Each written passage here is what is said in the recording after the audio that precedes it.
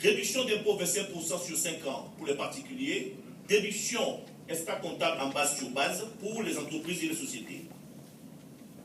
Dès le départ, il était prévu, ou plutôt, il se pratiquait par tolérance administrative une possibilité de défiscaliser, alors même que par principe, c'est l'investisseur propriétaire qui a fait à son activité le bien, l'investissement qui peut défiscaliser.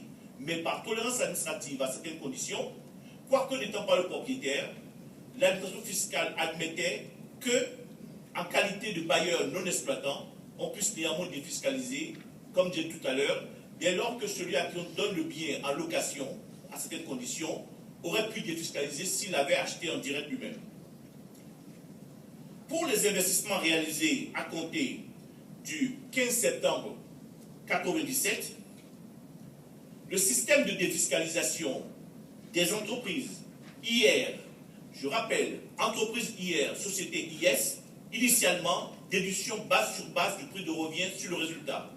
À partir du 15 septembre 1997, pour les entreprises IR, le système de déduction extra-comptable base sur base du résultat a été déconnecté et changé par un système de déduction directe sur le revenu global de l'investisseur particulier personne physique. Pourquoi? C'était en fait pour mettre un terme à des schémas d'optimisation fiscale qui permettaient, en créant un déficit BIC généralement, de pouvoir compenser ce BIC-là dit professionnel sur les autres catégories de revenus imposables, puisque comme vous le savez, en matière d'impôt sur le revenu, on est taxé sur différentes catégories de revenus par compensation algébrique.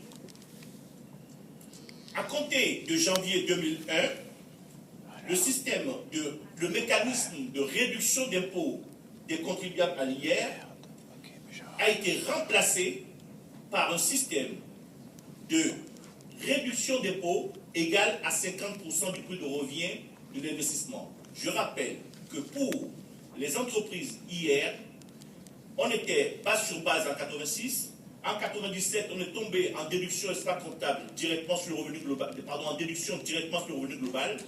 Dès 2001, le mécanisme de déduction a été remplacé par un système de réduction d'impôt sur le revenu égal à 50% du prix de revient de l'investissement. 50% du prix de revient de l'investissement, ça crée en règle générale un excédent d'avantage fiscal. Donc, les contribuables investisseurs se retrouvaient dans des situations où ils avaient un excédent et la question se posait de savoir qu'est-ce qu'on fait de l'excédent. Dans un premier temps, il a été admis que lorsque vous n'arrivez pas à éponger les 50% de réduction d'impôt du prix de revenu de l'investissement directement sur votre feuille d'impôt, vous pouvez le reporter en avant pendant 5 ans, dans une première phase. Mais on s'est aperçu qu'en fait, il y avait des dérapages qui consistaient à ce que des gros contribuables